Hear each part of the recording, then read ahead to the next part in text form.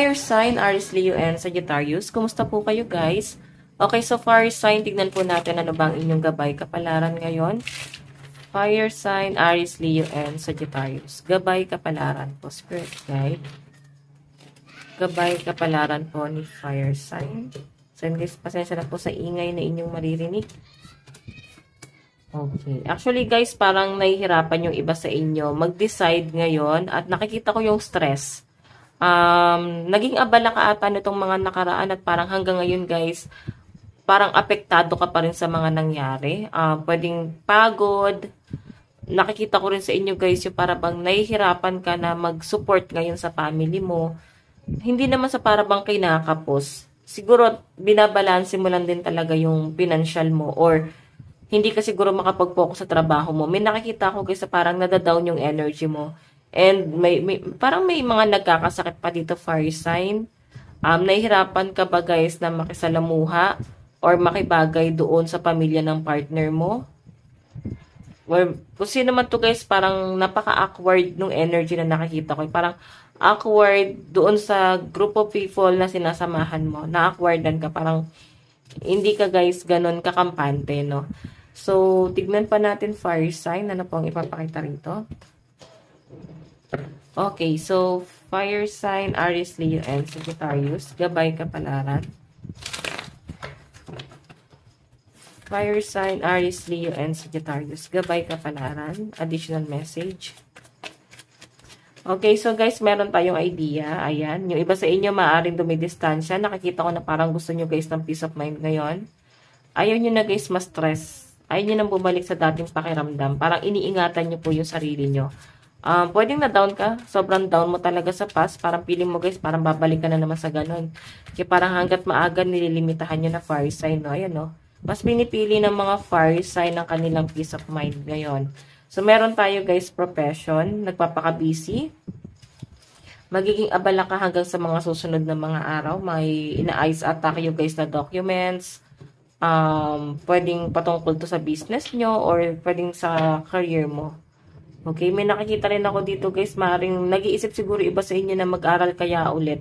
Baka hayan, gusto nyo guys tumingin ng maayos na school, baka pwede, parang ganyan, or module. Uso na kasi guys yung online class, diba, simula ng pandemic. So I think, ayan, baka naghahanap ka ng online class. Okay, so guys, ang lucky number is 41, 14, and 1. Ang tara ng number, no? 41, 14, and 1.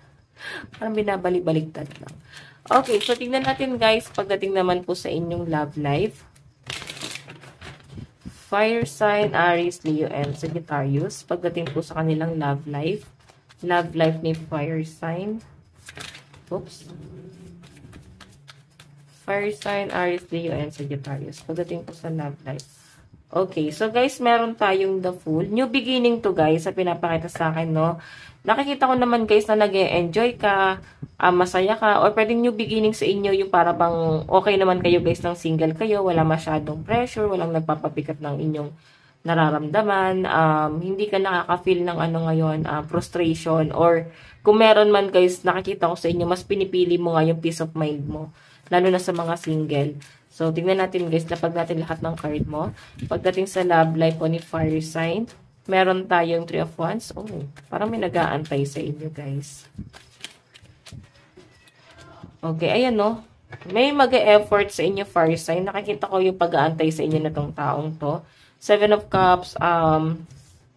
Meron siyang iniisip dito. Meron siyang iniisip, oh. Puro emosyon. So, I think iniisip niya, guys, ano yung magiging solusyon ngayon sa conflict niyong dalawa.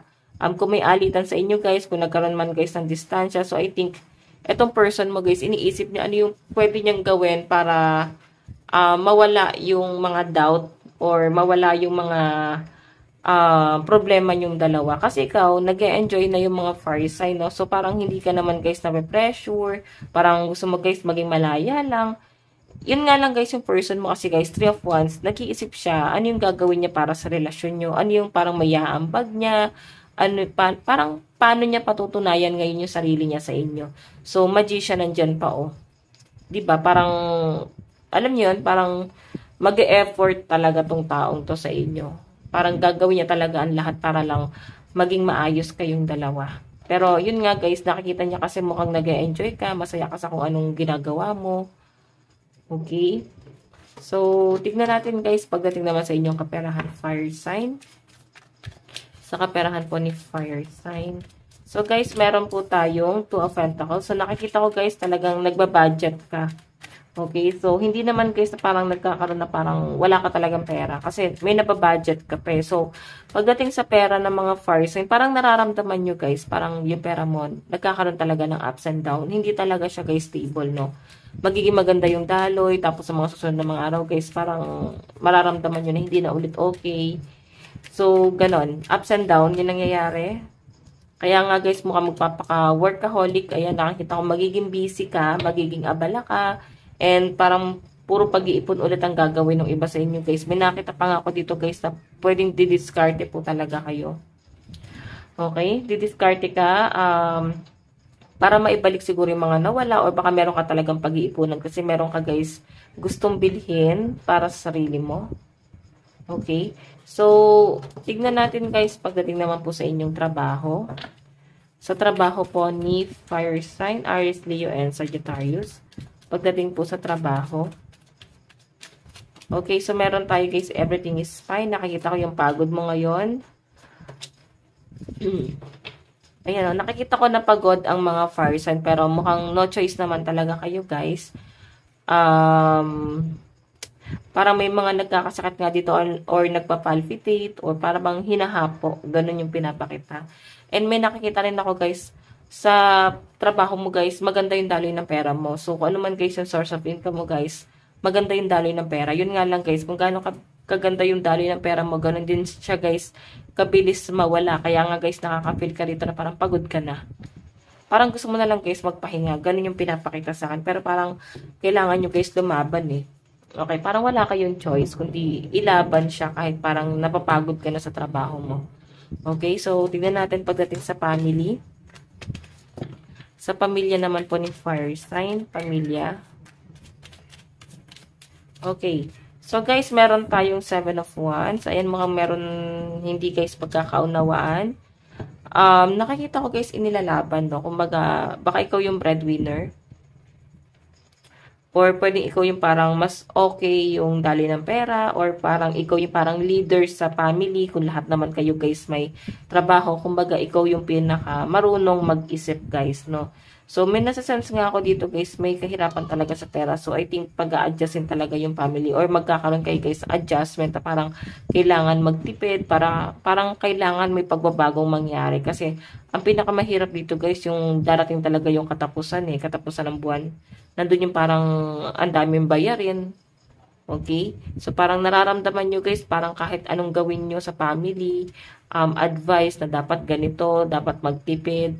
Parang di talaga guys mahirapan. Talagang, alam mo yon, nahihirapan talaga yung iba sa inyo guys na magtipid. Okay, so tignan natin guys ang inyong advice. Advice po ni Fire Sign, Aries, Leo, and Sagittarius. Pagdating po sa kanilang advice. Meron po tayong storm. Every hurricane comes to an end. Ibig sabihin, kung may problema naman daw guys na dumarating sa inyo, huwag daw kayo mag-alala kasi matatapos at matatapos din daw po ito. Okay? So guys, ito lang naman po ang inyong reading. Maraming salamat po. Bukas po ulit. God bless and love you all. Bye-bye po.